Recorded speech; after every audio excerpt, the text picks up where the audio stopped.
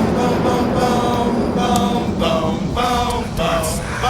me what you gonna do when it ain't nowhere to run. When judgment comes for you, when judgment comes for you, what you gonna do when it ain't nowhere to hide. When judgment comes for you, 'cause it's gonna come for you. Welcome to part 18 and our final installment of Beyond the Harmonies 30th Anniversary Retrospective on E.1999 Eternal. Today we are discussing the most famous song, the most widespread, well-known song in Bone Thugs-n-Harmony's entire catalog, the Crossroads DJ Uneek remix. When this came out, I was wondering what the heck were they thinking, but then it suddenly shot up to number 1, and I enjoyed the second run that Eternal got out of it, and all of a sudden, it seemed like everybody liked Bone Thugs-n-Harmony, even people that didn't listen to rap music. I remember how sneaky I felt for Bone that Eternal got a second run because I was learning the business of the game back then, and I thought, man, this may have created a whole new formula for releasing albums where you drop this single that's somehow associated to the album, but it's not even on the original version of the album, so the fans have to go out and repurchase the album, or the whole new flock of fans you have now acquire a new version of the album. I know it was unintentional, but it was brilliant. I'm surprised other labels didn't exploit this cheat code that Bone and Ruthless accidentally stumbled upon. To give an album that had an entire run a second life, a second leg, is so monumental. They should have dropped more singles. I really don't know why they didn't continuously milk E.1999 over and over and over again. I enjoyed the new narratives created and how it got us all to remember Eazy-E forever. People forget about the Ruthless Death Row beef, but there was a lot of people that turned on Eazy at the time. Really amazing seeing all these people that were for Death Row. They jumped on the Death Row bandwagon, dissing Eazy-E, and all of a sudden they were then saying what a great guy Eazy-E was. Back then I even had a buddy at school where we used to love Eazy-E and NWA albums together, and we loved Ruthless Records. We used to get all the Ruthless albums. And then one day he stopped talking to me, and like a month later I walked up to him, I'm like, yo, why did you stop talking to me? And he felt so guilty, and he pulled out Dr. Dre The Chronic out of his backpack, and he's like, sorry man, I had to jump onto the new flavor. Ruthless is done. Death Row is the future, but I knew how much you loved Eazy-E, and I couldn't say it to your face. And I was just like, damn, trendiness will cause somebody to stop being friends with you. Even the media went from saying Eazy-E and NWA were bad guys making filth to turning Eazy-E into a martyr and celebrated his life as if he was always this wonderful philanthropic good guy. Now, I love Eazy-E, but I'm just saying, when he died, I witnessed how narratives can reshape history and modify people's entire perception. It's like everything they believed prior was all thrown out the window and replaced with this new memory and loving memory of Eazy-E. And even though I witnessed everybody brainwashed in real time, I kept my mouth shut because, man, I loved Eazy-E and I couldn't get anybody to get back on Eazy-E's bandwagon. They all left the Death Row, but now, oh, how the reindeer loved him. And even though Scotland Rock of BDP died in 1987 and Stretch from Live Squad died prior to 95, it wasn't until 1995 when Eazy-E died that a major rapper died and was memorialized. And he was the blueprint for the following year when Tupac Shakur died in 96 and Notorious B.I.G. died in 1997. And you think about all the money Bad Boy Records made from I'll Be Missing You, it almost became profitable to have your lead artist pass away. And after Biggie died, the following year in 98, Fat Pat died. And then in 1999, Big L and Freaky Todd died. And in 2000, Big Pun and DJ Screw died. And in 2001, Too Poetic, aka the Grim Reaper from Gravediggers, died. And in 2002, Jam Master Jay from Run DMC died. It was 8 straight years of significant rappers passing away. I was sitting at my mom's house. Box came on just like it always does. And I sat there, the Holy Spirit said, Craig, it's about to get real. Video came on, Apostle Murray video came on, and This particular video wasn't like any other video I had seen before. This video literally began to almost pull me into the TV. I could almost feel something inside of me being altered or something weird. So what is this? Some guys rapping. And these guys were just like, they had this sound where you couldn't understand what they were saying, and they were singing and rapping it at the same time. It was 4 of them, and they all looked mighty high. And I looked at it, I said, what is this? And then the video went off, and the name of the group was Bone Thugs and Harmony. And I mean, I don't care how saved you are. It's just the sound of them is almost mesmerizing and hypnotizing. You have to just loose yourself from it and back off, because I mean, it has a very attractive pull to it. It's just weird. It's unexplainable. And the Holy Spirit spoke to me and said, do some research on them. So I began to do some research on the brothers, and a youth, when I spoke the message, gave me their CD, and their CD, the cover of their CD, it's 4 brothers, Bone Thugs. Y'all can see it up there, Bone Thugs and Harmony. Now, anything that say thug in the name, I mean, come on, I should be able to end the message right now. But you know, kids now, that's like thug. I mean, you know, they're just desensitized to it. But inside, there are 4 depictions. Now, this is bad. There's 4 depictions of these brothers inside the CD. And each one of them, look at their faces. Death. Skeleton. You see that? Look at your neighbor and say, that's bad. But that's not the worst thing. Name of their songs. Now you got to understand, they sold 10 million of these. Okay, so when you're looking at it like, what's that? What's 10 million? Name of their songs. Me Killer. Land of the Heartless. Die, Die, Die. It's rap music. Mo Murder. Mr. Ouija. These brothers. So you can imagine how I'm feeling when I'm looking. I'm like, oh my Lord. What has happened? Most popular rappers at the time. Look at your neighbor and say, that's still not the worst part. Samples. The Isley Brothers, Make Me Say It Again, Girl, parts 1 and 2 from their 13th studio album, The Heat Is On, released June 7, 1975. Goes through the changes, giving my life directions. If I am turned. Single. Yes. This was released on April 23, 1996, just about 9 months after E.1999 Eternal was released on July 25th, 1995. Producer, DJ Uneek. Recorded at, it's different this time, Uneek's recording studio by DJ Uneek and Virgil Davis Jr.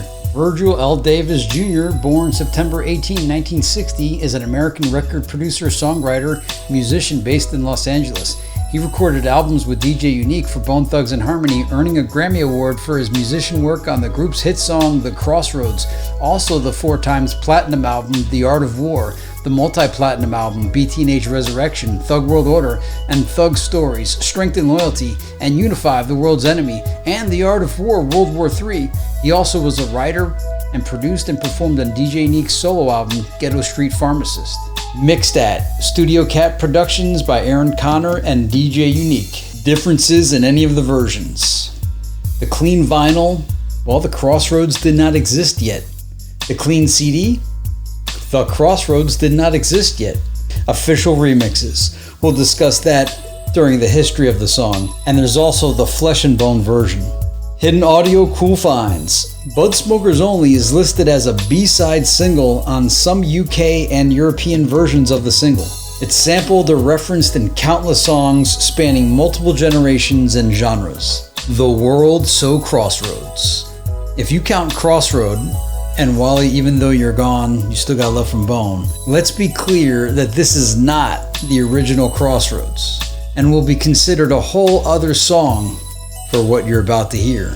Part 1, the Crossroads instrumental, the single we all know as DJ Uneek's Mo Thug remix. In a Hip Hop DX video interview between Steve Lobel and DJ Uneek, Uneek low-key tells the world the instrumental for the song that came to be known as The Crossroads was completed right at the end of E.1999 Eternal's recording sessions. This places the timeline around November or December of 1994.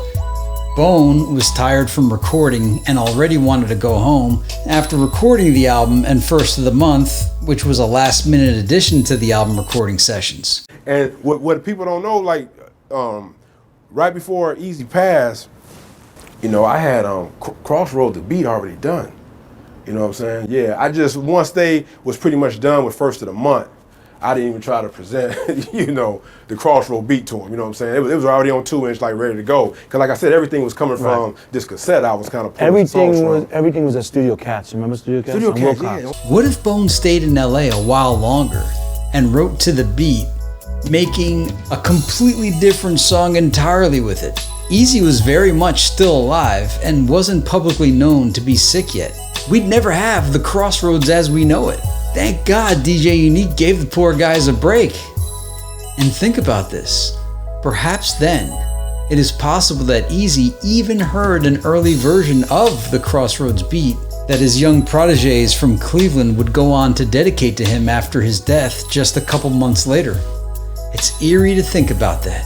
When I saw the music video, I thought, man, did they just spend Eazy's entire life insurance on this video? So to recap, this version of The Crossroads is some variation of the instrumental as we know it today as the big hit single officially titled DJ Uneek's Mo Thug Remix.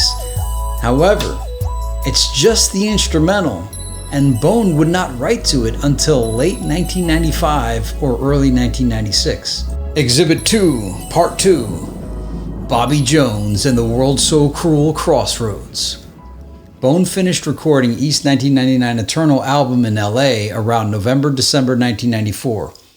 While back home in Cleveland at some point after Easy died, Crazy Bone came up with a melody, told the homie and longtime Bone producer affiliate since Faces of Death, Bobby Jones, to come up with an instrumental he was humming. Busy, Lazy, and Wish came over and created a scratch demo of the song. Crazy was given a 2-inch master to take back to LA along with Bone when they were re-entering the studio. It's unclear if Flesh was on this version or not. This is the original Crossroads song that would be remixed by DJ Uneek and become the smash hit single. According to Bobby Jones, a version of this still exists on Reels in some form. The beat they came up with for this version, in some form, would actually go on to be used for Flesh and Bone's solo track with Reverend Run from Run DMC titled World So Cruel. As it's been said, Def Jam wanted to capitalize on Bone's Crossroads success. Flesh's album dropped November 1996, while Crossroads came out as a single April 23rd, 1996.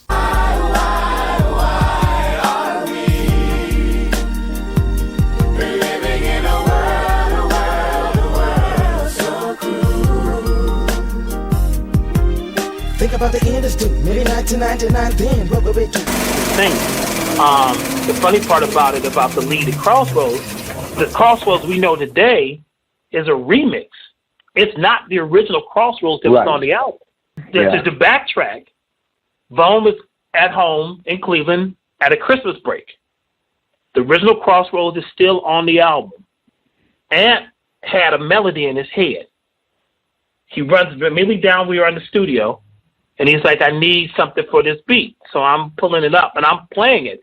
The actual original bed for Crossroads is now was Flesh and Bone's World So Cruel. Crossroads original, the original remix for Crossroads was now Flesh and Bone's World So Cruel. You know what's crazy to me about Anthony he needed a bed to write to. So I'm playing something. I'm pulling it up. I'm trying to pull it up as fast as I can. So I'm laying on the drums, laying on the keyboards. In fact, he's coming up with the Crossroads mix while I'm putting together the song. And then the rest of the guys are on their way. Busy comes in next. he's ready to roll. He's like, is it done yet? So Busy go off, get a smoke on, Amps putting down the vibe. Lazy and Wish come in, and they put down pretty much the basic pieces. The song never really got it complete, just the scratch of it. So, and Amp was like, cut that off, because that's where he was working 2-inch. So I remember cutting it off the reel and giving him a 2-inch, like a master, to take with him in a small box, because they had to get back to LA. Yeah. So we're still in Cleveland at this time. So I'm cutting it off the 2-inch. I'm giving him a small box, and then that's when they went ahead and did the Crossroads remix and bumped off the original Crossroads on the album, because they reprinted them up, because the remix took off like fire. And then what makes matters even worse is that Crossroads beat out the Beatles record. Yeah. It broke record. It beat out the Beatles record. The bad part about it, it was short-lived, because then I think it was like a week and a half, then Boyz II Men came out with I'll Make Up, was the End of the Road or whatever thing, and that bumped in. So then Boyz II Men, because that song stayed on the charts longer at number 1, gets the credit for beating out the Beatles and Elvis' record, but actually Bone Thugs was the one that first to do it. Now, one of the things that they did do, which kind of was aggravating, was that the record company stopped making production of the single because they wanted to use those sales for the album.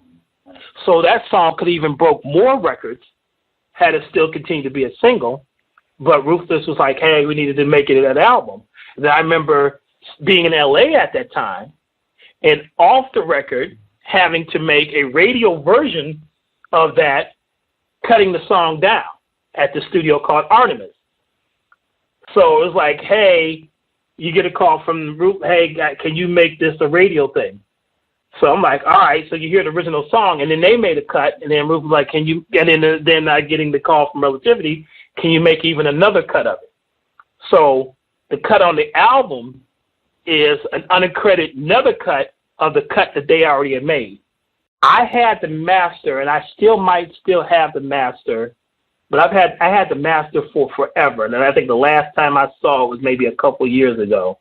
Still in a 2-inch master. Wow. In a small box, a small unmarked white box.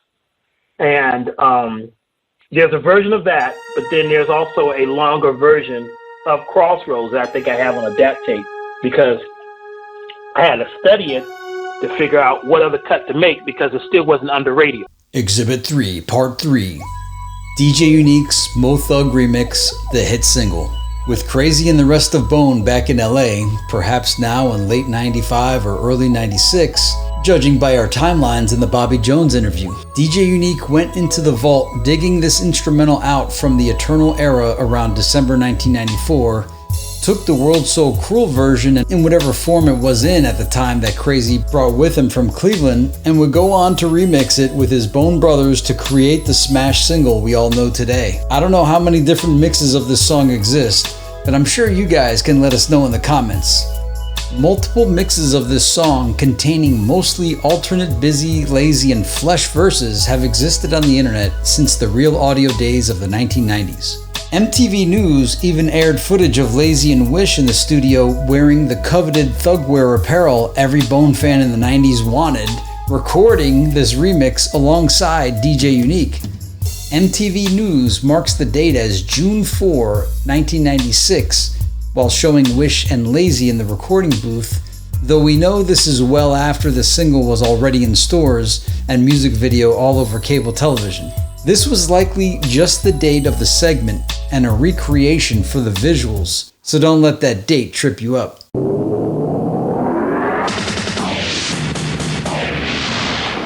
Hi, I'm Kurt Loder with MTV News. In more soulful news, Cleveland's Bone Thugs and Harmony appear to have taken out a lease on the Billboard chart, where the group's hit single, The Crossroads, has held the #1 position for 7 weeks now.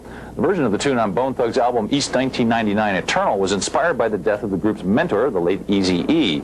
But after being struck by another loss, Bone Thugs went back in the studio to adjust the song for the single. Mariah Carey. However, they both dominated this year's pop charts with #1 songs about the loss of a loved one.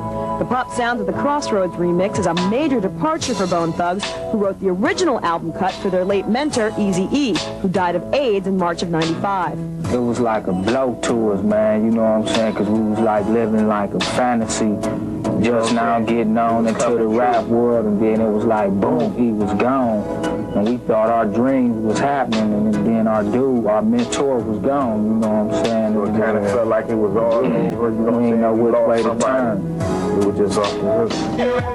We remixed it because, you know what I'm saying, during the success we was losing a lot of people. So we know we had to do it again, you know what I'm saying, mention some more people in. Bone, bone, bone. Tell me what you gonna do. Recipe. It like hit home with a lot of people, you know what I'm saying? Because they put everybody in that mind state of a loved one that they lost. Everybody else through death. It was Eazy-E who introduced Bone Thugs to West Coast producer DJ Uneek. Uneek conceived the Crossroads remix, and now he's a valued member of the group. I just put all the music together, you know what I'm saying? And just try to have it to where like they can really vibe off of it and come up with a good concept, you know what I'm saying? So that means that the beats has got to be real tight, you know what I'm saying? It's got to be real, you know, smooth, but it's still got like a dark feel to it. DJ Uneek also released camcorder footage of Flesh, Crazy, and Wish in the same LA studio dated January 10th, 1996, with the Bone members literally writing lyrics on notepads. Bone, that studio cat, their first time writing the Crossroads remix. That's me behind the camera, DJ Uneek. This is after I took the track from the MPC 60 and transferred it over to the 2-inch, and my man V-Mix replayed the Isley Brothers for me. And I want you to check out Crazy and Wish's prediction for the success of Crossroads remix. Check it out. Hey, you can put your money on this one right here, this single right here. Yeah. Oh, definitely. We give it a month and a half. It's going platinum. A month and a half, and this single platinum. Go. And y'all see we writing right now, so we gonna see how real Bone is tonight, baby. No, in a month and a half. Hell yeah. No, bitch. Hell yeah. Don't know, motherfucker. We ain't bless you, Bone. Taking real, over bitch. Taking all the solo shit. If the camcorder date is accurate, this aligns precisely with our timeline of Bone returning to LA after a Christmas break in Cleveland with Bobby Jones, the music video allegedly recorded in February 1996, and the single's release April 23rd, 1996. If you listen closely to DJ Uneek's commentary, he even mentions the 2-inch reel and that his homie V-Mix, Virgil Davis Jr., replayed the Isley Brothers for me, further explaining the creation of the final instrumental. Bobby Jones stated in our interview that Ruthless Relativity had him help create radio mixes when the song became an unexpected breakout success.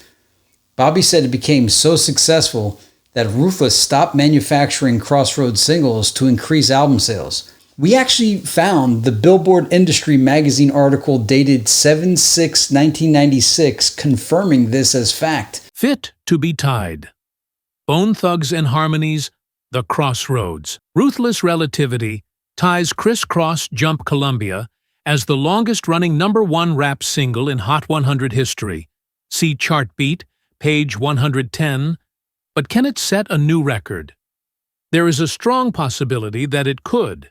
But to do so, it must fight off a challenge from 2 P's and a C's double A-sided How Do You Want It, California, Love, Death Row, Interscope, which moves 4-3 and is the second biggest overall point gainer on the entire chart. Crossroads continues to hold the top spot on the Hot 100 singles sales chart. Despite the fact that the single was discontinued a few weeks ago, retailers are selling singles they have in stock but are unable to order new stock.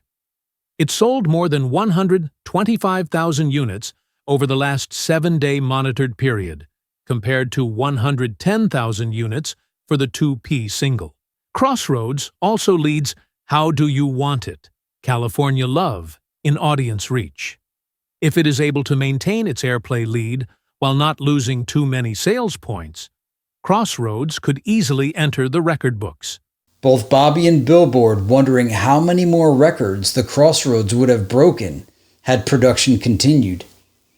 Bone beat out and was eventually beaten by some very worthy contenders on the charts. A mixed version of one of these mixes, titled The Flesh Flip Remix, was released on Lazy Bones' Harmony House label in 2013 on Lost Archives Volume 1 CD. Bonus round. To complicate things more and leave a little mystery to the already mysterious, we found an obscure article through a New York Times archive published August 18th, 1995, where a Utah magazine caught up with Lazy Bone a week after E.1999 Eternal dropped.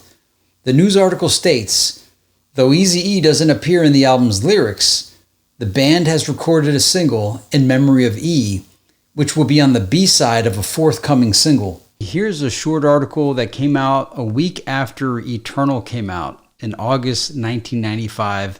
It's an interview with Lazy Bones, plural. It's from Deseret News. Life, Death of Eazy-E provide a new perspective. Published August 18, 1995.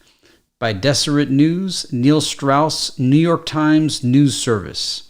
One of the most interesting rap releases of the year, E.1999 Eternal, the first full album by the Cleveland quartet. It says quartet, not 5 members, a quartet.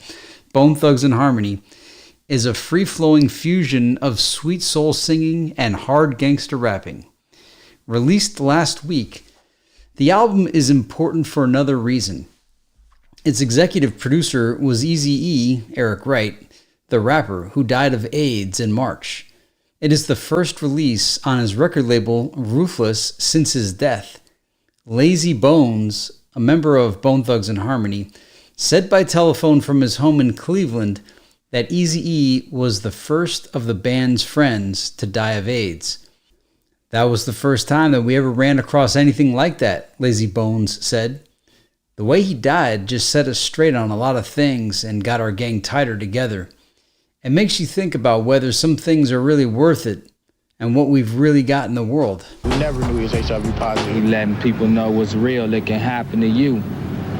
So, you know what I'm saying? I guess he making it a negative thing more positive than just what it could be. Closest we ever been to the AIDS disease, you know. And it's sad it had to happen to Eazy-E. Though Eazy-E doesn't appear in the album's lyrics, the band has recorded a single in memory of E, which will be on the B-side of a forthcoming single. The band has recorded a single in memory of E, which will be on the B-side of a forthcoming single. Now, I know you're thinking, well, John, I mean, that did come out on World War III. Yeah, you know, it did. The thing is, that song that's on World War III does not sound like it came out in the Eternal era. Just take a look at it. It sounds like it might have been recorded during the Unifive era. Love, I remember them. Gotta give it up back to you. Thanks to you, we all ballin'. Remember the name, the legend, we creep, we keep crawling. Y'all already know who the was. First call we made it easy, we blew his mind and he said y'all got it. A once in a lifetime shot, so we seized the spot. Then we put them lights shining on us, we rock, we hot, we don't stop, don't stop. 70 ways to love you, one for the bus to make it famous. I kiss the kids and wipe the tears from my sister's eyes. And anger spitting this new rap language. I do recall there being actually a couple other Eazy-E tribute songs that they made, but none of them sounded like they were from the Eternal era. Now, if I'm wrong, correct me in the comments below, because I want to go back and check. They do. These guys got a gazillion songs. I've lost track. But the song In Memory of E, World War III album, but if there was an original version that came out before with the same name, and if you know the history behind In Memory of E, or what this article from 1995, 1 week after Eternal came out, is referencing, let us know.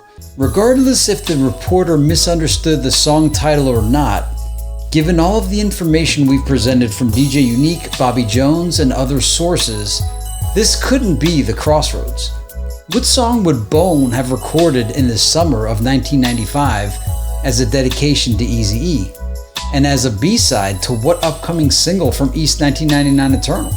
The song E.1999 was the next single released in October 1995 after the album dropped. First of the month was already out. Maybe there was already plans for Crossroad to be a main single. Jerry Heller does say in his autobiography that Crossroad was the fourth single, and he advocated for it to be the first. Ruthless released E.1999 Eternal that July. A huge success, a #1 hit, so I didn't owe Easy a dinner at Monty's after all. But I was irritable and disamused. I thought Ruthless blew the release. Crossroad was put out as the album's fourth single, not the first, as I knew would have been the right move. Ernie Singleton crowed, "Eternal sold 5 million units! Huge, huge, huge! How could Chemical Bank ask for more?" Everybody was happy. Except me. In this article here, Lazy mentions Bone already recorded the song in the past tense, but maybe it was a miscommunication with Lazy talking about plans that hadn't come to fruition and wouldn't until Bobby Jones? Though a whole lot of time would pass between this article's publishing in August 1995 and Crossroads not even being written until January 1996. What if there was a different non-Crossroads tribute track done shortly after E's passing? Bone and DJ Uneek do have the In Memory of Eazy-E track released on the 2013 album Art of War 3. The beat sounds like classic Uneek, and it wouldn't be unusual to have been an updated or remade track from earlier days based on an older song, which we know Bone has done a few times over the years. Mysteries. Bobby Jones's World So Crossroads. Will we ever get to hear it? Is there a pre-Crossroads tribute song to Eazy-E? ASCAP. No producer is listed on the ASCAP, not even DJ Uneek. I found that odd. And no, Flesh is not listed on either ASCAP or BMI. DJ Uneek is credited on BMI, one of the few instances I found a song credit difference between BMI and ASCAP worth mentioning. Lyrics. I mean, is there anything to say about the lyrics? This song has been spoofed so many times, wondering what the lyrics actually were, but Bone has also been asked many times what the lyrics were. Busy's had to spell it out for people on camera, so there's nothing to report here that you don't already know. This is perhaps the most studied song in the entire Bone collection. Just a funny side note, when I was at college, I went to USF in the 90s, and the cafeteria we all ate at was called Crossroads Cafe. So when students used to say they're going to meet up at a certain time, they'd sing, "See you at the crossroads so you won't be hungry. And I want a chicken McNugget. And I want a chicken McNugget." What did AI reveal? Nothing to report. Here we see on Billboard Hot 100, 8 weeks at #1, The Crossroads, Bone Thugs and Harmony. All right, RC provided this article, Billboard Magazine, May 11, 1996. It's a great quick write-up about Crossroads' explosion. Hot 100 Singles Spotlight by Jerry McKenna. Hip-hop's high. Bone Thugs and Harmony explode onto the chart at #2 with The Crossroads, Ruthless Relativity, the highest debuting rap single in the history of the Hot 100 Singles chart. The previous record was held by the notorious B.I.G. S. One More Chance, Stay With Me. Bad Boy Arista, which debuted at #5 in June 1995. Crossroads is able to make this phenomenal leap onto the chart due to a combination of solid airplay, a top 40 harsh rhythm crossover radio, and massive single sales. It debuts at #1 on the Hot 100 Singles Sales chart, with more than 160,000 units sold in its first week of release. Although sales account for more than 90% of the song's overall chart points, Crossroads is developing quickly at radio, with top 3 airplay at 6 monitored stations, including KBXX, The Box, Houston, where it is #1.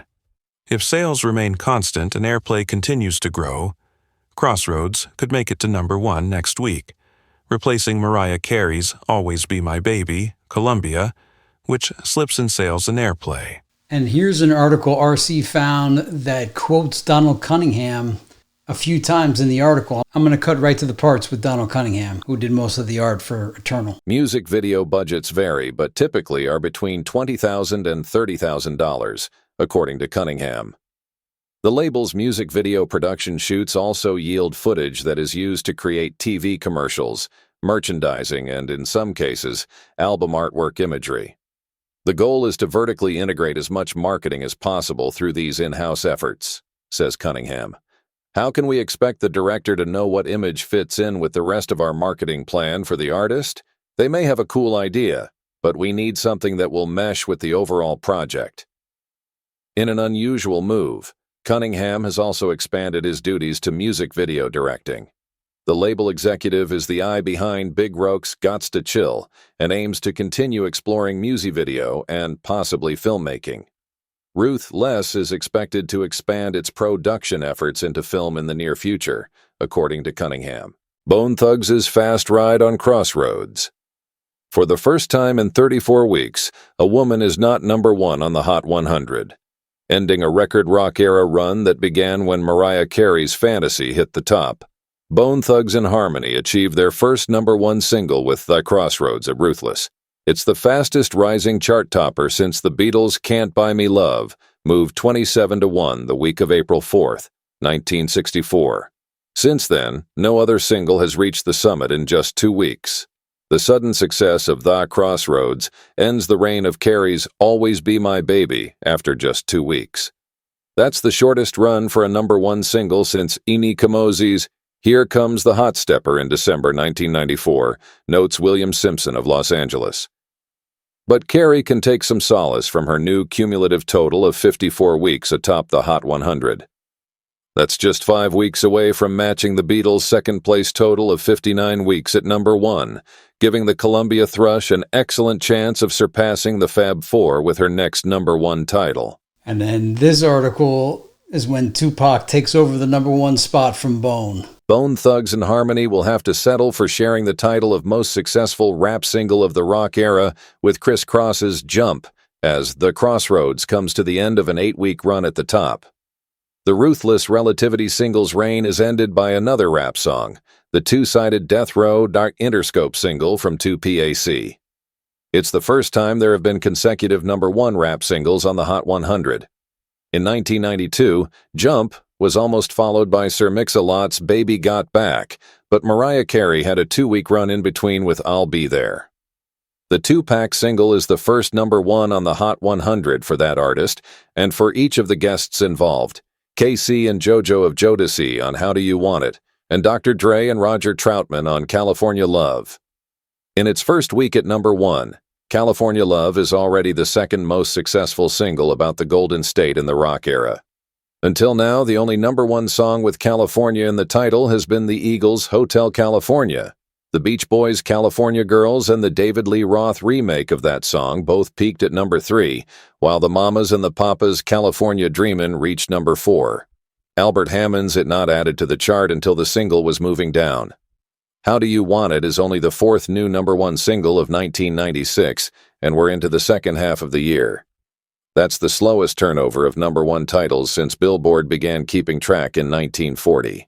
It's been my pleasure to provide this retrospective of 30 years of E.1999 Eternal. And theoretically, it's not really the 30th anniversary of The Crossroads just yet, just the song. But it is of the album. I hope this review brought some closure, some unknown tidbits, and a special thanks to RC Thugsta for performing all of the research that it took to bring this all to you. I am Jonathan Lippy on behalf of everyone at Beyond the Harmony and the Skull and Crossroads Society. We'll catch you next time.